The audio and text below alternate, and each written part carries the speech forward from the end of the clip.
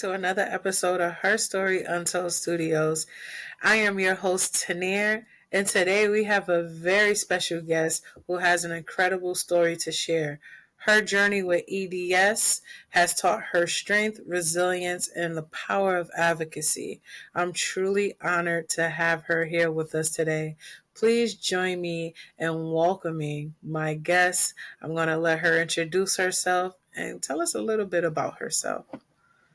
Hey, I am Stashia Jeanette, and I am 31 years old, and I have Ehlers-Danlos syndrome, and it is a connective tissue disorder that really kind of causes a whole, I call it like the mansion that a whole bunch of other smaller issues, health issues, live in kind of rent free, and it's a rare disease that a lot of people don't know about, including healthcare professionals and doctors. So I think the average time for people to usually get diagnosed with Ehlers-Danlos syndrome is somewhere around 30 years. So literally people go cycling through, like I have, from specialty to specialty to specialty to specialty, where you can't get a straight answer on what's actually happening with your body because it is a rare disease. It Your connective tissue is literally head to toe, so it can cause head to toe issues internally and externally. And it's just been kind of since about 12 years old, going in and out of doctors, a lot of surgeries, a lot of getting hurt, a lot of missing a lot of life, um, not having a normal childhood, not having a normal high school life, not having a normal college life, no relationships and friendships because everything I was spending all my time in and out of the hospitals. And it's just kind of one of those things that if you don't have, number one, like a really strong internal faith and resilience within you, it can take you out. Mentally it's rough to deal with going through surgeries. It's rough going through feeling like you're alienated and not normal with people. Nobody your age knows what you're, dealing with. And when you tell someone, oh, I have a chronic illness, they, for whatever reason, when you say you have a chronic illness to somebody, they expect you to just like magically get over it. Like they call you, hey, are you still sick? Like it's a chronic illness. Yes, I'm still, and then that's kind of how your friends drop off because, oh, you can't do the things that we're doing at 18, at 19, at 20, and I think just sitting in the room, sitting in hospital rooms, watching the calendar change, but you're still doing the same thing. Nothing is changing with you. It doesn't get talked about enough, the mental impact that has on a person, because internally you feel like you should be doing a lot less and you can't. There's literally days when your body just can't can't do Right. anything, and but you're 18, you're 19, you're 20, you're in your 20s. You should be able to be doing something. And when you're not able to do something that makes you feel like you're being a productive part of society, a productive part of life, I mean, the amount of pitfalls that I hit in my life of honestly like not even just wanting to live anymore because I didn't feel like I was even living at that point. Right. It's it's a lot. You don't get kind of the mental support when you're going through this, and honestly, like doctors don't really care about that aspect. If I'm being honest, their fix is here, take some more of these drugs. Take this, take that, take this, take that. It's kind of exacerbating the fuel to the fire already. Nobody's that's been that's why it takes so long for people with Ehlers-Danlos syndrome to get diagnosed because doctors are not communicating with one another on what the patient is on, what issues they have. And so one specialty doctor is throwing this kind of drug at you, another specialty doctor is throwing that kind of drug with you, and nobody is checking, does this have conflicting, interacting things? Everybody's just throwing drugs at you, and you're the guinea pig. So it just, it's tough. It's really rough. So, when did you find out you had EDS and how has it impacted your life?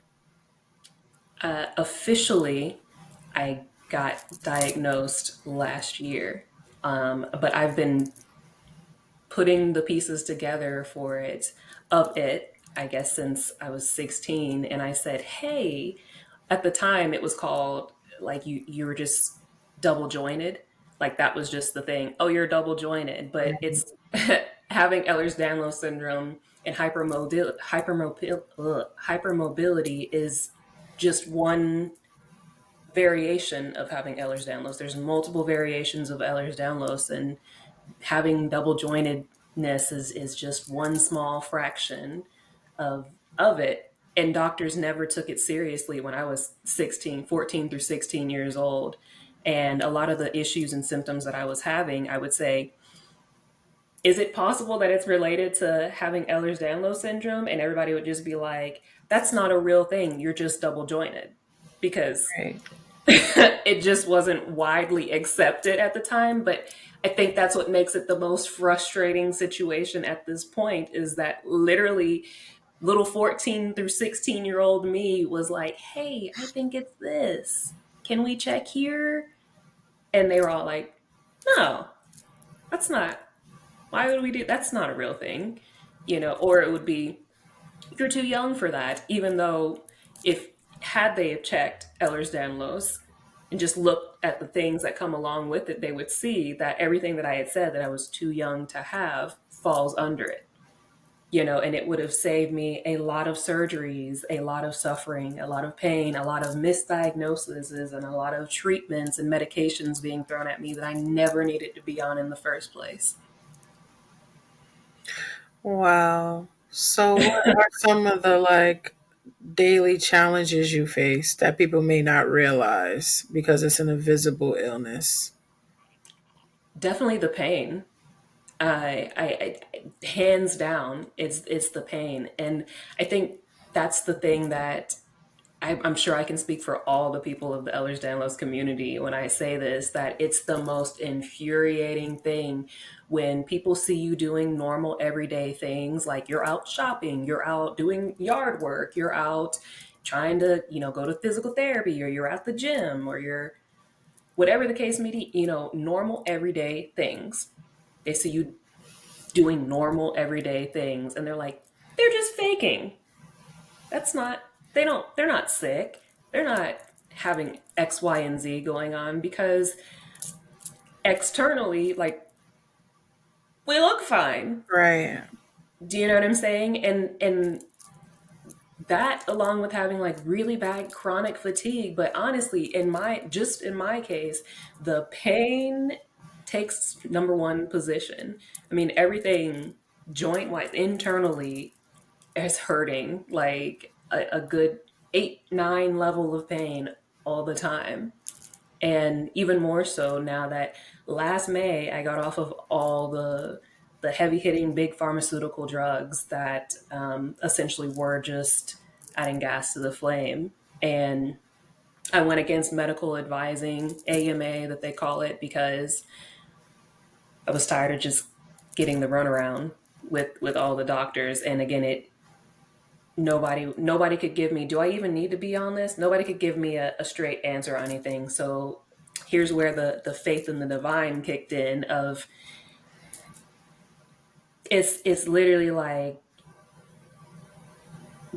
God said, you don't need to be on this. And so I stopped gradually. I wasn't just like, I woke up one morning and got off everything, but like gradually I started getting off of stuff. And it It changed everything. So is the pain something that happens often? Is it like once in a while, it just out of nowhere, here it comes? Or is it like something that you deal with more frequently? No, it's like an all the time thing, but more so now because again, I'm not on any medications. And that's the it's like the and I'll tell everyone this bluntly. It's the blessing and the curse with things because while you were on medication, you literally couldn't feel anything. I mean, literally, I didn't know who I was. I couldn't feel anything head to toe. Like I was numb in general. I kind of just felt like just like I was on autopilot or like some like zombie mode, you know? Right. And I had a primary care physician recently say this to me. He's like, you're in a really rare position where most people who are on all this medication never get off of it. But now you're in the spot of now you're off of everything and now you're it's great, but now you're hurting bad all the time because now you can feel what's been going on in your body essentially your entire life and it's just been hidden. Right. So so like I it's a constant everyday thing, but having, doing physical therapy, moving, taking walks, dancing, like it does help. I know it sounds counterproductive a little bit, but staying active, doing meditation and yoga and things of this nature does help, but it's a constant pain. So I checked out your documentary. We had this conversation off air as well. We will get into her YouTube and things at the end, you guys. But in the documentary, you talked about the first time that this has ever happened, you fainted, right? Do you still have faint spells? Yeah. Now I'm able to like I know when it's gonna happen. I mean, I'm 31, I'll be 32 next month. So like I've had a long time to kind of master the signs and symptoms of like a near syncope or syncope, a pass out or near fainting episode. And it's usually like you can kind of see it's like tunnel vision closing in on you. Like everything's just getting like dark. And there's like a good 30-second, 35, maybe a minute time span that I have to go and kind of lay down, put my feet up in the air so the blood will go back to my head and prevent an actual pass out situation. But things like heat, I'm super heat intolerant. A lot of people with Ehlers-Danlos syndrome, super heat intolerant. Like just going outside, it's in Tennessee, it's 97 degrees. It is 97 degrees today. I went out to get my mail and I literally felt like I was about to burst into a ball of flames and hit the floor immediately. So I literally grabbed the mail and ran back inside, put an ice pack on. Heat and taking a shower, standing up. It's the standing up and the heat combination that is a huge trigger for a lot of us who have Ehlers-Danlos syndrome, regardless what variation. It's a really tricky thing, and it comes from they call it dysautonomia or positional orthostatic tachycardia syndrome, POTS for short. Okay. That causes the pass outs or the near syncope to happen. So like adding salt into your diet, having a lot of electrolytes, and keeping yourself hydrated. I have a chest port because every week I have to have weekly hydration and multivitamins. Since having a total colectomy, I'm not able to absorb nutrients and water the way that normal people can. So, but staying hydrated is a big one to try to prevent the pass outs. But it does happen again. Heat, physical activity, being dehydrated, just some of the big triggers. Um, but again, knowing your body and being able to notice the signs and symptoms, it's usually manageable. But when you don't know and it's just starting to happen to you, it definitely, I spent a lot of my life essentially doing nothing because I didn't know it was happening. So Right. for like 2 to 3 years, I mean, I just was inside, and my mom was terrified. She didn't want me like going anywhere, while she was at work or anything, because it's like, that's scary. Right. You're just walking, and then all of a sudden you're on the ground, like out in the parking lot at the grocery store. So it's like, but Yeah. now not so much. Yeah. So, how has EDS affected your relationships and friendships? I would say currently right now I have one good friend. Like, I could call her right now and tell her like, hey, this is what's happened. You know what I'm saying? She's like a friend. Okay. But outside of that, and again, God, I call it God's source universe. God does this thing where y- you you go through certain situations, losses, you go through trauma, you go through pain, you go through suffering. My whole situation was being in the hospital and being sick, and all the friends that I thought I had throughout high school and college, wasn't nobody in those hospital rooms with me ever. Wow. And the worst moments of my life, like the people that I thought would be there for me, were not. And so it really, I think in these situations, you do one of two things. You either cling to the divine or you abandon it, because you think, why me? Like, why have you forsaken me? This whole thing. Why are you doing this? And or you start getting mad and bitter, and then it's like, you know, or you go the opposite way and you're like, I can't trust none of these people. All I got is the divine. All I got is the divine, because Right. clearly, you know what I'm saying? Like, what is this? And that's what I did. To be honest, from 4 years old, I had a very, very close relationship with God, source, universe, was the divine, because that's all I had. Had a super rough childhood, and I've always been like alone, and that's all I've ever had. And so when all this happened and my friends started dropping like flies, like when I got sick and I was like, oh, hey, this is what's going on. And they were like, oh, that sucks. Well, we're going to the club. Do you know what I'm saying? Like, you know what I mean? Like, Gosh. yeah, you know what I'm saying? Like, all this, and then when all this is going on, no one was there for me but the divine, and I will stand 10 toes on this, and I'll always say this, that if I had to go through all this that I've gone through again, I would, because of the relationship that I have with the divine, because of how I turned out, because of the way that I've been molded, the up leveling, the growth, the healing, the getting to know myself, the building a really close relationship with with the divine, with God, with source, with,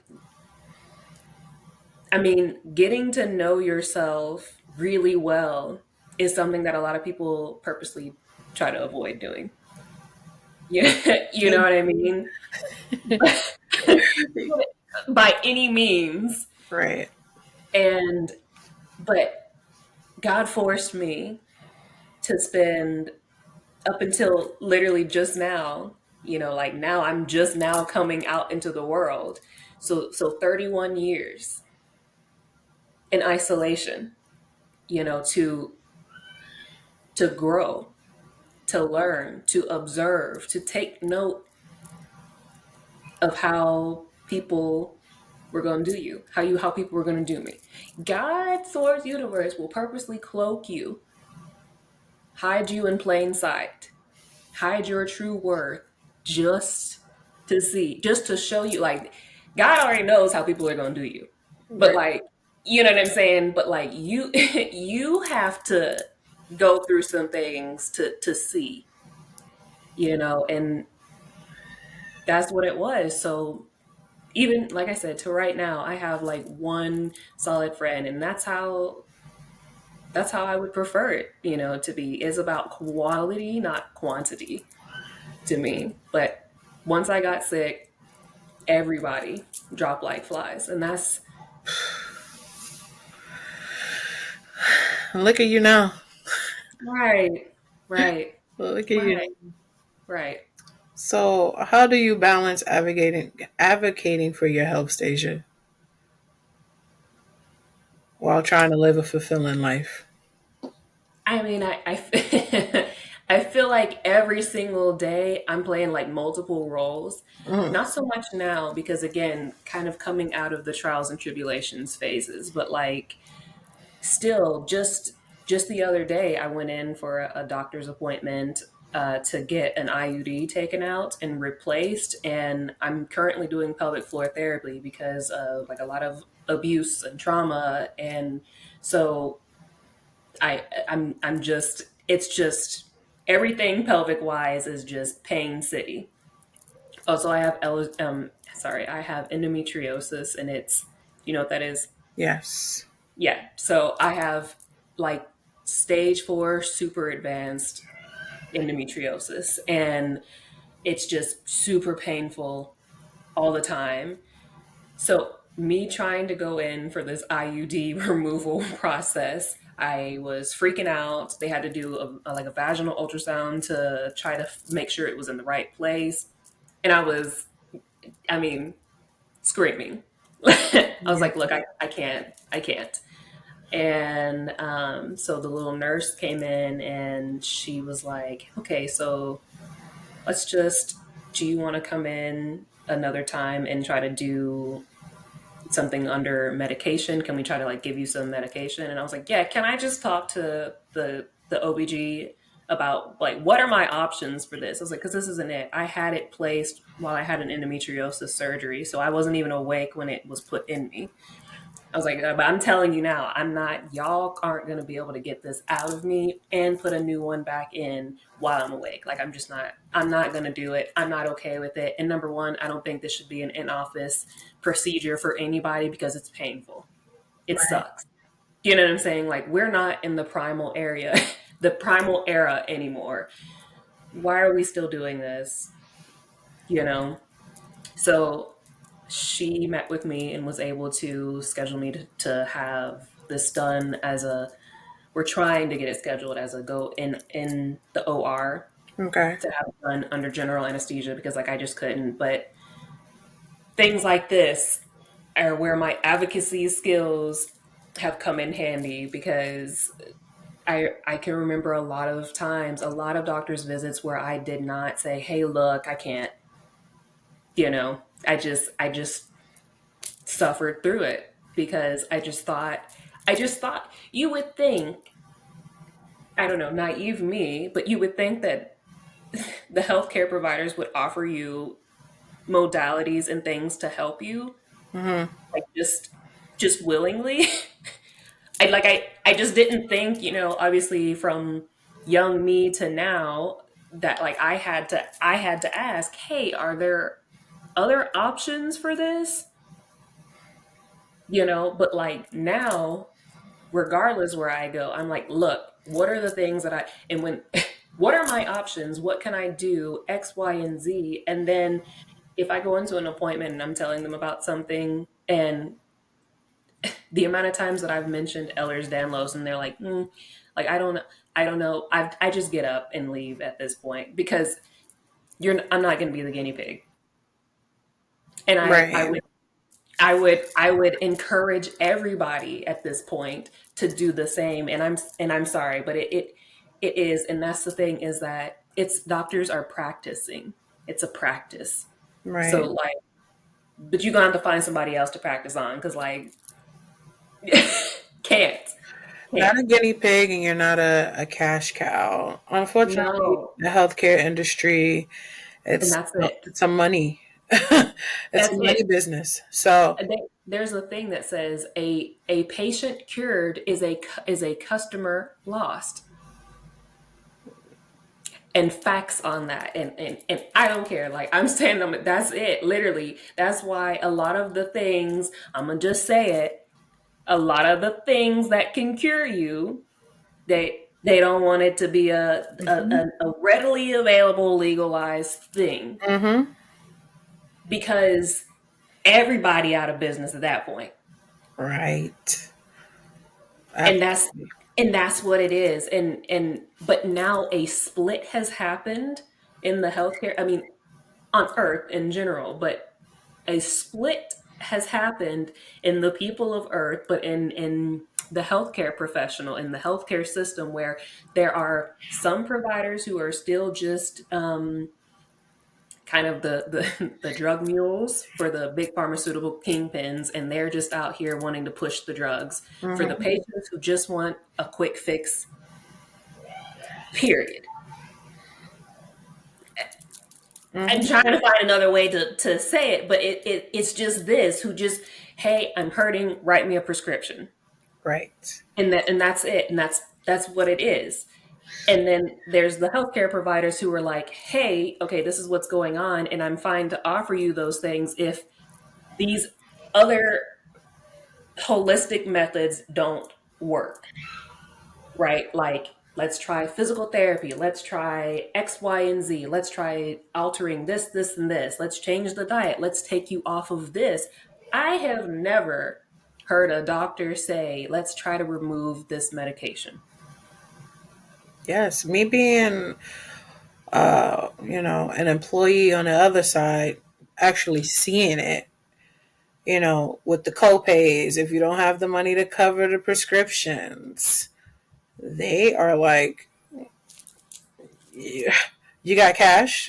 Right, Can you write a check?" right. So Can you take out a loan? right. If you can't pay on this, we can't help you. They're pushing you outside the door. And Right. even if they give you a prescription for something, you got to understand, um, it's a temporary fix so you can come back again, right? If a prescription runs out, what happens? You go back, you get a refill, you go back to the doctor, symptoms have worsened. Or you just think that is all better. You just need to stay on it. You find yourself being addicted. I mean, we could talk Yeah. about this for hours. Okay. No, So, you're on it. You're on but it though. healthcare industry doesn't care about taking care of you, of No. your. They're looking at it as soon as you walk through that door. Hey, what's wrong? What's You know, wrong? an ambulance trip is $600. I think it's a little bit more than that Oh now. no, it's like it's like $1,000 at Yeah. this point. Okay. Yeah, $1,000. yeah, And then when you get in the door, and if you have to do X-rays, and then medication or surgeries, like I've seen it. Okay, yeah, so it's unfortunate your syndrome of EDS, right? You going in there and you're telling them, I'm feeling this pain, this excruciating pain. yeah. I'm having faint spells. You're the doctor. What are you gonna do about it? Right. I'm telling you this, and you're telling me there's nothing we can do. Or take these pills, Stasia. Take Yeah, these pills. Go yeah. run over there to the pharmacy, and when you run out, go. We'll have you do a refill again. So Right. it's unfortunate. Yeah. But then also not even checking, like I said, not checking to see if what medication you're already on has conflicting side effects with the medication that you're getting ready to get prescribed, or that the doctor's trying to prescribe you. Right. So much of what I was experiencing came from drug clash. Like, because they were, two medicines were incompatible, Right. right? And then it was messing up something else in my body, and then it was messing up something else in my body, and then they were like, oh well, here's the medicine for this thing that now is going off. Oh, that's happening now. Here's some medicine for that thing. Oh, and that thing's going off, and here's this. But again, nobody along the lines was like, we should probably look and see if any of these are these compatible. Could this be causing this? And then there was one specialty that was like, hey, I think you might be having like these could be, I forgot what the technical term is, the medical term is for it, but it essentially where some certain drugs are incompatible together. Right. And I was like, great, can you mention that to the other doctors? And they were like, nah, like Oh goodness. And it's so unfortunate because even if they know, it's still, we just want you to come back again, you know. we just we'll just continue. It's the level of I understand what's happening, but we're just not gonna. I see it. It's like oh, it's there, but like Let me you turn know my what I'm saying? Like oh, and again, like yes. that's what a lot of the situation. That's what a lot of the situation that I went through came from. You know, it was like Ehlers-Danlos was the main thing, right, that housed everything else, like Crohn's disease, endometriosis, gastroparesis, dysautonomia, POTS. These are in this thing. And I'm like, hey, can we just, and they're like, nah, but here's this medicine. No. Nah, but here you go. And then I remember, so like I was getting impacted, like I wasn't having any bowel movements, and I was in the hospital because for a week because they were trying to get me to have a bowel movement for a week. I mean, throwing so much stuff at me. Like I should have been like blowing that hospital out and nothing was happening. Number one, at that point, you need to accept like this person has gastroparesis, like their bowels are just they're not working. Right. You know what I'm saying? And like me saying that, like, hey, do you think it could be? And they're like, Mm-mm. nah. Mm-mm. But during this hospital stay, I had an exploratory surgery to try and find out, like, does she just have a blockage? What's happening? But while they were in there, they found the endometriosis. Now, up to this point, none of the doctors would even check for it because I was like 17, 18 at the time. And their response was, you're too young to have that. You're too young for that. I'm like bleeding out at like a continuous period in excruciating pain. I was bleeding for like 4 months and was going back and forth to the gynecologist, and they were like, "Nah, you're too young to have endometriosis. You're too young to have endometriosis. You're too young to have endometriosis." And so then, when I had this exploratory surgery, a gynecologist surgeon, I forgot what it's called, an OBG Right. surgeon Yeah. came in and was like, hey, can you confirm that this is in fact endometriosis? And he saw it, took the pictures of it, confirmed it. Yeah, this is endometriosis. And then he was like, well, she's not my patient, so I'm not going to remove it. Like, What? Oh no, no, no, no. literally, literally saw eyes on it, saw it, and then they're like, yep, that's what it is, and stitched me up. So What? but then it gets better. But then it gets better. So when I got out, when I got out, when I got out of the hospital, I took the pictures of the readily identifiable, readily available to look at high quality photos from the OR that showed the endometriosis on my ovaries, on my uterus, on the cervix, and other places, right? And I showed it to my gynecologist, and these fools straight up looked at it and was like, that's not endo. Oh my gosh. No, I'm firing when I everybody. when I tell you that I was like, I literally, who, oh God, what's her name? Ooh, I forgot her name. It's she Viola Davis, that meme where she just look and she's like, and she picks up her bag. That was literally me. That was literally me. As soon as they said that, I was like, I got my stuff and I just walked out of the appointment because I was like, are you First of all, now you have the photographic evidence. You literally have because their whole thing was, oh, we don't have anything in black and white that says, like, there's a blood test that you can do that's essentially just rigged to say, like, no, you don't have, because you can't do a blood test to find endometriosis. You can't. The Right. only way to physically see it is you have to do like an exploratory surgery. You have to have an operation to see it. Right. They had literally the photographic evidence and proof with the op notes that said endometriosis spotted. And they were like, that's not endo. I was like, all right, Oh, I'm gonna head out. goodness. I'm gonna go ahead and head out. Yeah, I'm gonna fire all these doctors, and we're gonna start this all over again. It's just so unfortunate. And this is what I'm saying. Like, in every single, it's not just one specialty. That this was across the board, not just in one state. It wasn't just here. It wasn't just like I've been everywhere. You saw the documentary. Mm-hmm. I I've been everywhere. My And across the board, like the stories, the experiences that I have had of this same thing happening. Like, what do you mean you don't, like, God. it's right here. Like, you don't You believe me? you So, yeah. how do you handle moments of doubt and frustration? Like, what keeps you motivated through the tough times, Stasia?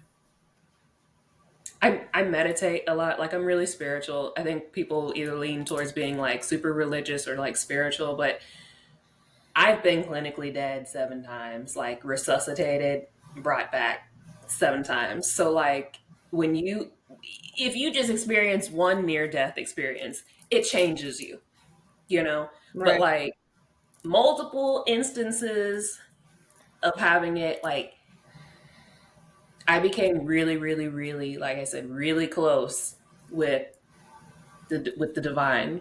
And I used to be more on the religious side, but again, after I kind of like got resuscitated, rose from the grave, so to speak, I became more like spiritual. So I spent a lot of time meditating and praying, and that's it, And I have a psychiatrist that I go to, because I was on medicine for my ADHD, and again, but also got off it in in May with everything. So, but now I still have like maintenance meetings with him like every 6 months. And one of the meetings, he was like, He's like, are you seeing a therapist? And I was like, no. And he's like, because the things that you're saying, he's like, it's like very therapist like. I'm like, well, I was like, it's because I talk to God a lot. So I was like, I mean, God's my therapist. So like that's what I've been doing, and that's it. I think people are expecting me to say something grand, or I don't know. Someone asked me, like, you got a spell for what do you like? What? No, ain't nobody. That's not what this is. No. Why does everybody want some sort of like magic? Man, I'm telling you what it is. What it is that from 4 years old to now, I just been in the trenches getting socked out. Like, and I had no, my my entire life and existence is just from the divine. Like, I'm only here because God's source universe keeps pouring into me. That's it. Like, I'm just the vessel from which divine life flows through, and that's it. When I'm struggling, when I'm going through really tough times, I sit alone, I pray, I meditate, I spend a lot of time just in my room in silence. A lot of solitude. Like, I'm a hermit. I'm very much a hermit because, again, 31 years of essentially isolation, and but that's what I do. I am stuck on 7 times because Listen, this show could be a whole hour and 40 minutes right now, but we're gonna save that for. We're gonna talk off of here. Maybe we can get you in for a part two. But Okay. 7 times, Stasia. Yeah. And what's crazy is that after the first time, now you can believe this or not, but like there is there are a lot of people who have spiritual gifts, and one of mine was having the gift of like I guess like biblically it would be kind of like prophecy or like try like being knowing things before seeing things like Okay. you know what I'm trying to say here, like before it happens. Right. I absolutely knew that like what was to come, so to speak. In a way, is like more than anything, I could I could feel the level of darkness, deception, and adversity. I can't even like adversity is putting it lightly, but this is a whole spiritual war that I have just come through. Like this is not this is nothing.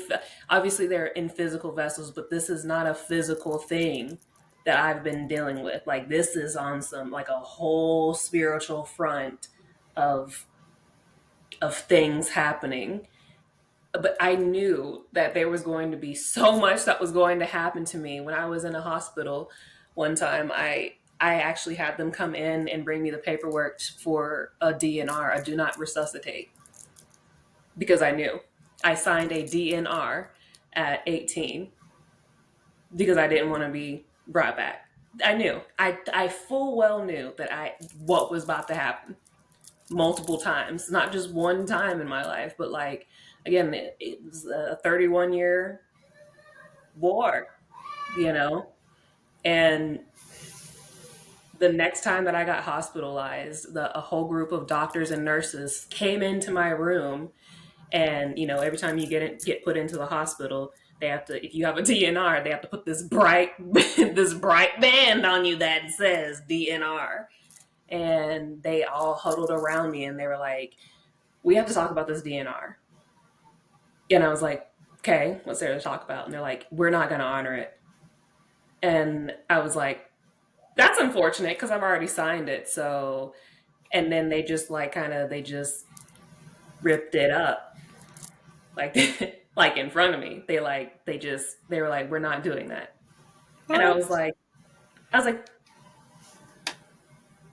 it was literally like a like what do they call it, like an intervention, but it was like a divine intervention where they all, I mean, it was a room full of doctors and nurses who were fully well and ready to lose their jobs over saying, "We're not going to let you die."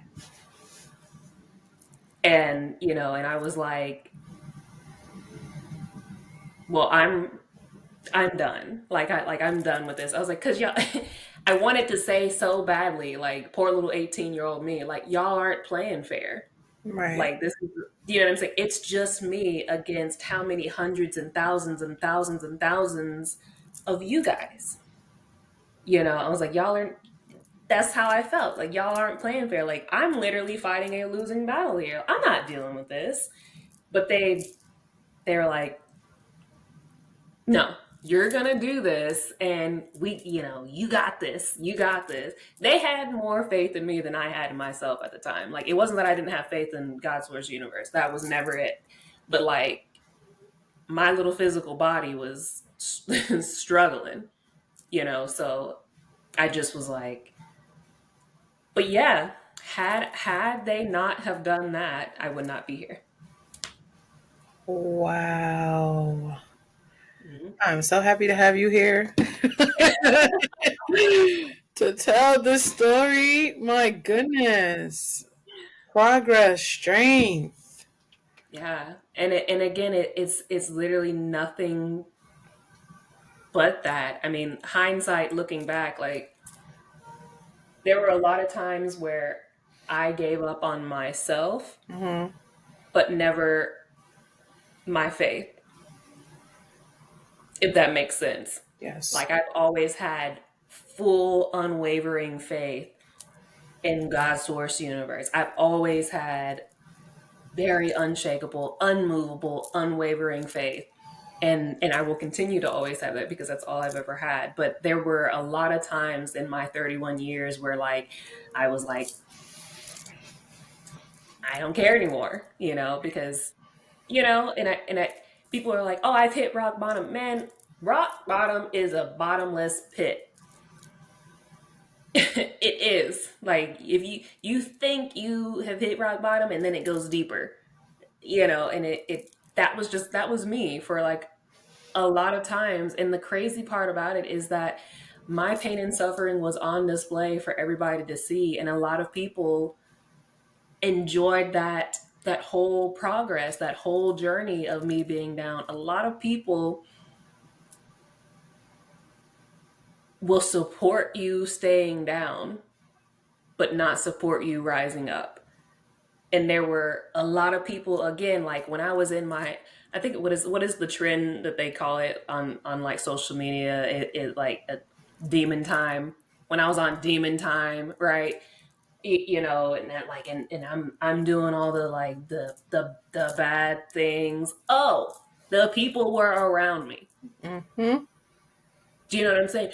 Oh, let's turn up. Like, oh, like yeah, like you wanna do this, you wanna do that, you wanna go here, you wanna do that. Like, it was friends, it was guys, it was all the things, like, oh, continuously hitting me up all the time. Always had people around. But the moment that I was like, all right, there's enough of that. Like, do you know what I'm saying? They were like, Right.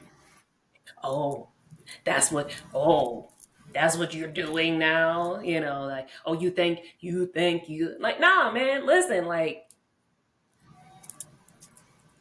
evolve or repeat is literally what I say all the time. That's my brand thing. Evolve or repeat. You got two options. Right. I chose to evolve. Simple. I'm proud that you chose to evolve. That is, I wouldn't say that's crazy for you to say that because that is the absolute truth. When you are, for one, I rebuke the whole demon time thing. I'm good on that. For one, Facts. I'm Facts. not. I'm not manifesting that into nothing over Facts. here. For Ever. two, this is your story. I'm just gonna add a little bit of my experience to what you just said. Yeah. When I was drinking, smoking, Right. negative, Yes. the twerking, the everything, the worldly All the stuff, things. right? Yeah. And I hit rock bottom. As you Oh said, yeah. rock bottom is a bottomless pit. I wholeheartedly agree Yeah. because it just keeps getting worse, right? Yeah. Until you either are faced with, okay, am I going to keep going this route or Mhm. am I going to go past that and go another direction? So Right. for me, luckily, I got to the point where it was like, I cannot do this anymore. I Yes. can't. I lost myself. And as you said in the beginning of this interview, people are afraid to find themselves. People Yeah. are afraid to be them. I am authentic. There's one of one Yes. of me, right? There's one of Yes. one of you. So, with that being said, me hopping on a bandwagon and doing what everybody was doing, thinking like, okay, I can drink, I'm having fun. These are my Yeah. friends. These are people who want to be around me. They love me, right? They Right. love what I'm doing. The Facts. moment I said, I'm not, no more, this is it.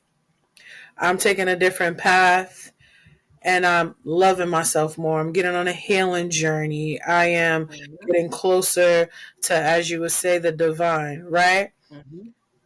I notice those things are slowly just withering away. Yeah. And of course, you think you better.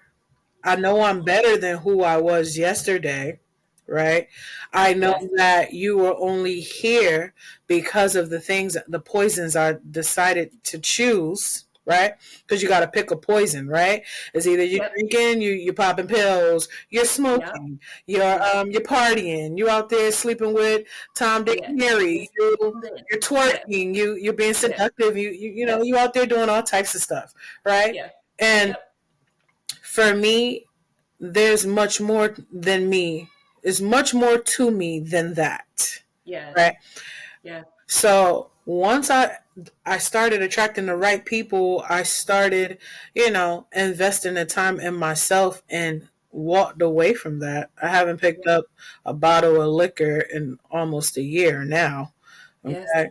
So once I did all that, everybody left, and I wasn't shocked. That Yeah, exactly, exactly. it was like, Oh I look, know. look at exactly what I knew was gonna happen. Yes. Right. And it didn't even, you know what? I'm going to be totally honest. The Yeah. first time I seen someone true colors, like for who they really was, Hmm. because they masked it so well, it Is just, it that they masked it, or is it because you were still in the thick of it? that's a good question. I would say, I would definitely say because when I meet people, I give them the benefit of the doubt, right? And I Same. have this gift of seeing potential in people, even when Same. they don't see it in themselves. But the Yeah. problem was, I didn't see the potential in me that they saw in me already. They Yeah. wasn't telling me they seen the potential because I'm drinking or whatever. They knew what I'm capable of when I talk. I do Yep. motivational speeches and stuff like that. Yep. People gravitate towards me. They knew Hmm. that. The people who were around me already knew that. But Yeah. I didn't see it, right? Same. And Same. sometimes somebody has to say, you are good You're at really what good at this. Yeah. you should definitely like look into that, right? Yes. I have Yes. people around me saying, why would you want to do that? Why you want Man, that's what to I'm saying. Yes. Right. why you want to do makeup? Why you want to what makes you Right. want to like design sneakers or Right. open a business in general, And I'm like, In general, like why would you want to water yourself? right, right. So the seeds weren't planted at the time. I had to plant my own seeds and water them, right? And then Yep. I started to change who I was hanging with. So I was happy that those people were moving because I already had asked God, please remove people that are not for me. Like, because there's things that you see in here that I didn't see in here, right? Yeah. So I need Yes. to remove that. So look at us Yep. now. We're on a podcast. I'm talking to Stasia, and this is what's happening. This is just the beginning of what's happening because I made a decision Hmm. to step away from and walk away completely from Yeah. what I was entertaining or whatever it was I was doing before even Yeah. getting here. So Yeah. those are not friends. Be careful who you call friends. They don't leave you. They definitely uplift you. They're definitely honest with you. And Yeah. I didn't have anybody to tell me you need to be more accountable of your decisions. You need to, change some things. Right. So these are things that I ended up having to decide on my own. So I just wanted to put that in there because You that you chose to evolve and ascend. Hey. absolutely. And super Yes. grateful for the women and men who are around me. I have guy friends as well who is super supportive, and don't be like, oh, you don't drink? Why? Yeah. Like, oh, you Yeah. don't drink? That's good. You don't like, Oh, good for you. Right. Like that's a blessing. Like honestly, that's a rarity. Again, like I'm like a hermit, so like I haven't experienced hey, that as much, but having that, especially in men, top tier. right, right. Top tier. And I totally agree. It's definitely quality over quantity. Having a bunch of people around you and stuff like that. Eh, Not for me, not it's no. I no. like my small little circle, um, Circle. Yeah. which is very Literally. tiny. Little teeny. Yeah. Yes, and I do have my people I network with. Yes. It's different vibes, but Right. I no longer entertain or surround myself around people who just feel some type of way if they Low see vibing any type people. of advancement. So, and I could pick Yeah. up on that immediately. Man, you know what I'm saying? And again, it's like people, man, I see you slithering up. What are you doing? Yes, yes, I can see you. yes. Literally, I can actively see you approaching with your fangs out, man. Get And this is another thing that I would say, especially the audience: don't reveal or talk about anything too soon. Make sure things are confirmed before you make an announcement. Be careful who you share ideas and things with, because everybody outside don't energy want your best can block your interest. blessings. Everybody don't want anything good for you, and I've Right. seen it over and over again. I designed sneakers for almost 2 years. I got to see a lot of that. Yeah. Been around people where I'm super excited about something and I want to share it so bad, and I'm sharing it, and their energy is like, Mer. Yeah, literally, literally that. And it's like, and then it's it's like, oh, okay. So like, you can't be right. like, I got it, I got it. You one of them. You And one of them. don't self sabotage yourself either, because I was a person who did that. I self sabotage a lot, and Same. I would doubt so much, and it was just crazy. Like, you Yeah. can't do that, you can't do that, you can't do that. Yes, you can. Yes, Yeah. you can. But Okay. I feel like that's like a trauma. Like I feel like that's a trauma thing. Like, do you know what I'm saying? We didn't just wake up like that. Right. Things repeatedly happened to us. Where it's like, I don't know, like we got the rug pulled out from underneath us. You know what I'm saying? Like time and time again, or something. But it's always something led us to that point, and it's not a it's not an overnight fix Mm-mm. where like you just wake up and you're like, oh great, I can do everything, and it's not. I struggled. I still struggle with imposter syndrome frequently. Right. You know, you know what that is? Yes. Yes. Yeah, man. We're on the same Like, page. We're on the same page. Uh, yeah, I literally remember telling someone I was getting ready to go to the military, right? And this is like, I had started, like, I was interested. I was going for the test. They told me I had to lose this amount of weight. So I was like super excited. I wanted to go, and I yeah, went. And after I met, with the recruiter and everything, I literally went and saw someone that my friend, okay, and yeah, I'm telling them, oh, the military, da da da, I'm so excited, the benefits, da da, and they're like, oh, so you're gonna be like in the war and like jumping out of the planes and stuff, like, and I was like, what? He's like, yeah, yeah. As soon as you go on the training, they don't tell you, and instead of me saying, you went to the military before, yeah. You were there. were you there? You Or did like, it. was it something like, because I never heard no one who went to the I didn't get that memo. I didn't know that was a part of your right. life. Instead of Yeah, saying that at the time, I mean, I was young, so right, I didn't even think to ask those kind of questions. right. But they said that to me, and I accepted and received what they said, and it was Right. like, Mom, I'm not going to the military. Mm-mm. Nope, I'm not going to no war. I'm not. She's like, what? You was just excited, and it's like, I'm not going. Yeah, I'm not going anymore.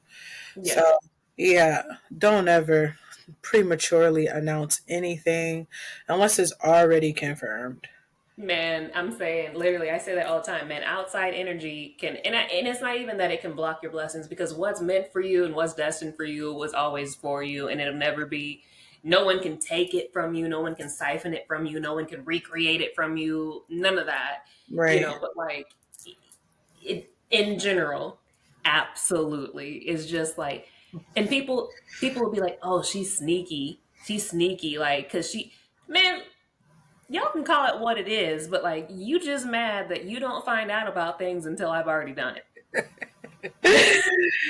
Listen, I'm not I'll say this. I'm kind, I'm not friendly.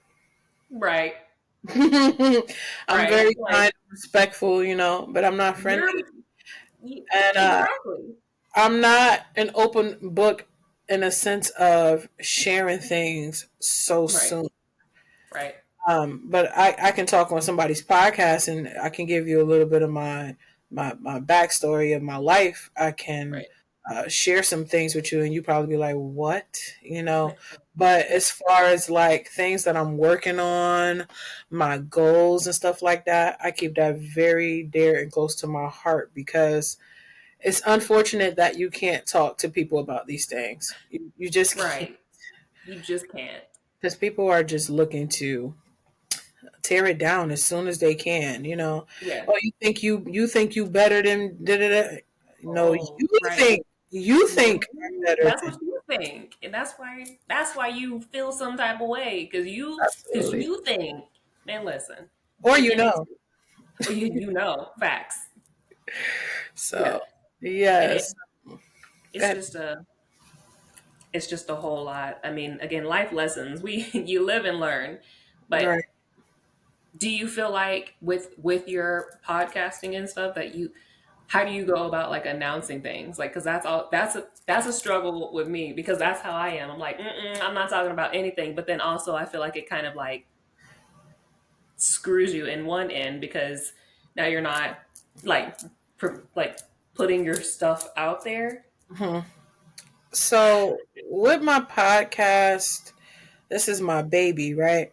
I, Right. I've come up with the ideas. I've been doing the work. I've been working Yeah. hard behind the scenes. So Right. people when they see it on social media, it's just you see the flyers. You like, hold on. So to answer that, I most recently have got someone who messaged me and they were like, "How did you get that many episodes so fast? Like, what did you do?" And I was like, "It's not like a Krabby Patty formula or something. It's Man, no, that's what I'm saying. What not a secret. Um, People are so used to or instant wanting gratification. things so fast. Like Instant. everything is fast. If Yeah. if somebody dropped an album today, right, that was like very popular, Hmm. they'll say, "You listened to the whole thing yet? Did you listen to the whole?" And I'm like, "The album just came out yesterday." It literally just came out. You know how long it takes for me to like really go through the songs and see what I like and what I don't. You know what I'm saying? Everything is like Yeah. fast. You start Yeah. talking to somebody, they want people. You in a relationship tomorrow. Somebody saying Yeah. they love you next week. Like it's everything is fast. So Yeah. when they seen that I did this with the podcast, it was like, wait, you just made YouTube win? I'm like, I've been on YouTube, but it was me liking and supporting other people's content. Right. I didn't have content of my own. I didn't have much knowledge of YouTube at all. Right. So these is all things that I'm learning as I go. So with Same. YouTube, Yeah. I had YouTube since I think 2021 or something. I don't remember, but I started really using it when I made the podcast. So I think Hmm. July is like my first episode. So they're like, "How are you so close to like 400 subscribers?" There's not a secret formula. I just was consistent. I posted, I promoted, and a lot of people don't know I did everything and still doing everything by myself, right? I just got an Quick. editor, but now I'm learning how to edit How to on my do it. own Exactly. Yeah. because I feel like why would I pay for something that I Why can would I? Literally, that's literally my mindset. And I somebody can said to learn. me, somebody said to me the other day, they're like, it could be going a lot faster if you hired somebody to do X, Y, and Z. Like when I made my website, everyone was like, oh, hire this person to do it. They talking about something like $750, not not knowing that I've taken graphic design for 4 years. Like I know what I'm doing. You know what Right. I'm saying? Like I was a MySpace baby. That was my first hustle making people's I Oh was my making people's MySpace things back in God. the day. I'm like, I got this. I'm not paying somebody to do something that I can do. Yeah, and Absolutely. but they're used to like pressing the elevator button, getting in and just rising, just going. But you and I are out here like all the equipment on our back, taking the steps. Absolutely. Absolutely. And it's just for me, I know people say, you can hire people and it helps the process. You need a team. I am the team. I When am the when it gets team. to the point where this is my thing. I like to be hands on everything that has to do with my brand. I That. need to know what's going on. I want to Yes. know. I want to have one-on-one conversations with my guests. Yes.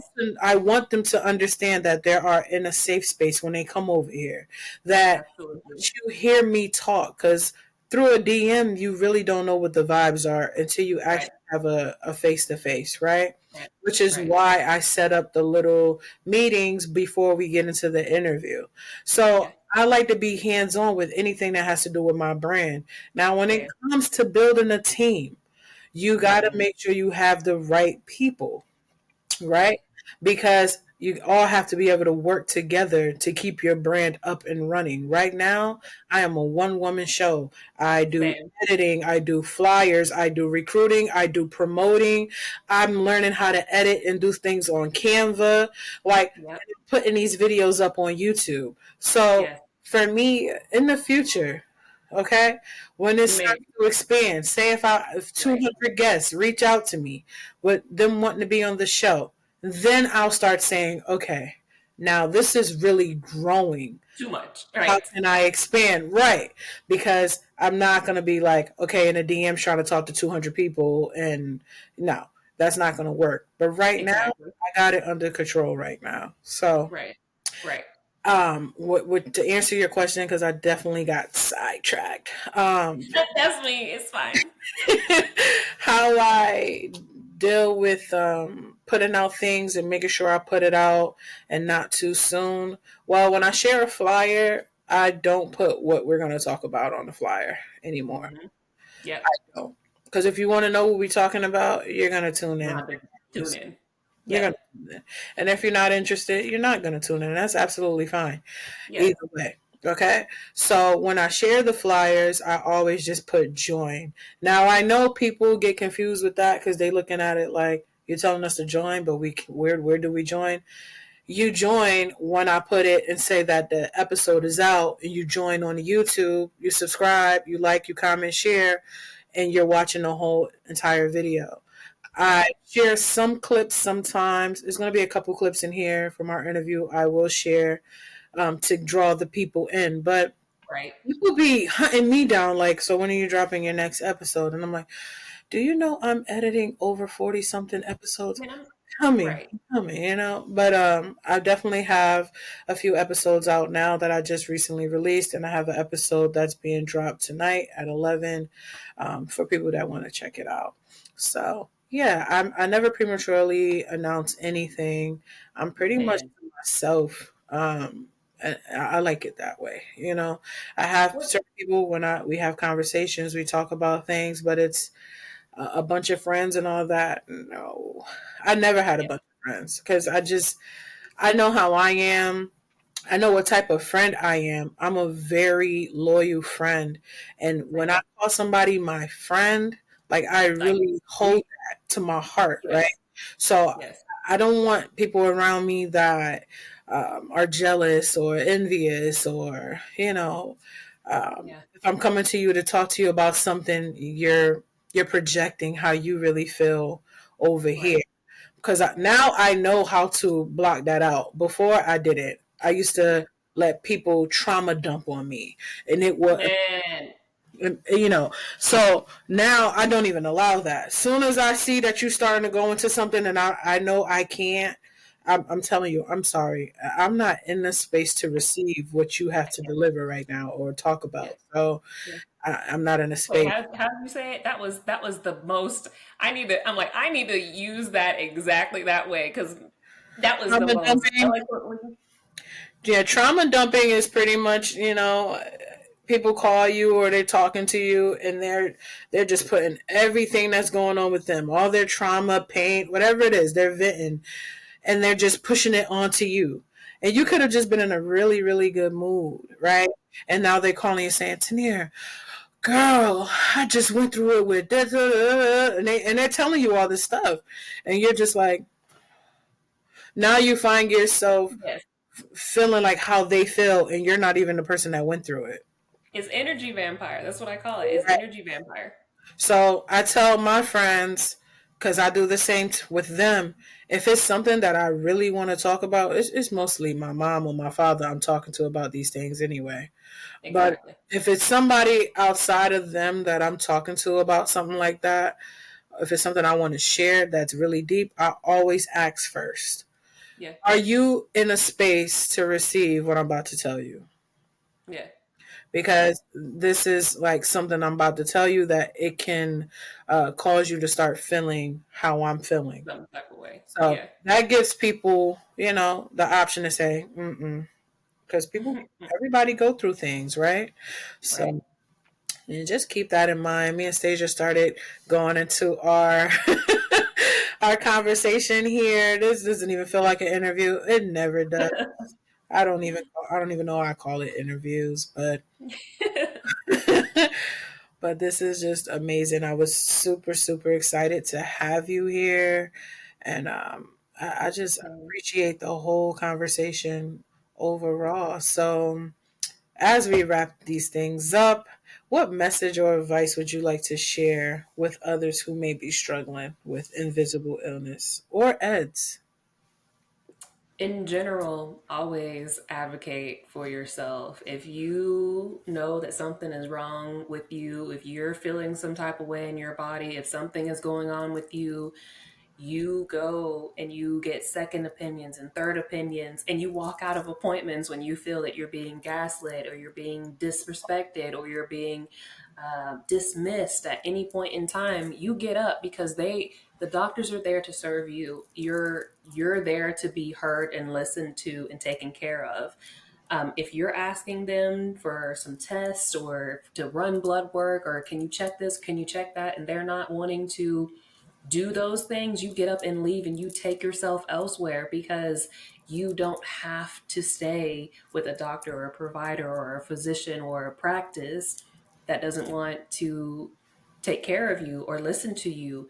And you don't have to take any kind of abuse. And that's honestly what it is when you're just being gaslit and dismissed. So please always advocate for yourself and stand up for yourself and remove yourself from places that don't want to have you and take care of you and respect you.